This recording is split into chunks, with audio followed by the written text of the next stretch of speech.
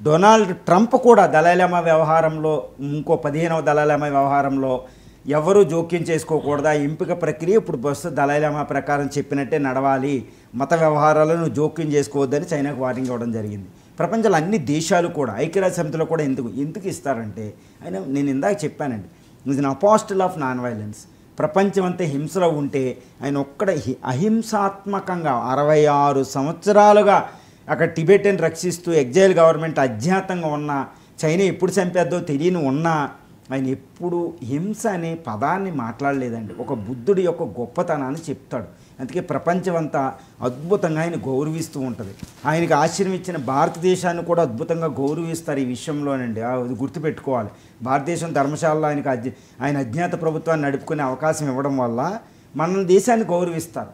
భారతదేశం ఆయన రక్షిస్తుంది కానీ మత వ్యవహారాల్లో జోక్యం చేసుకోదు. అది గుర్తుపెట్టుకోవాలి.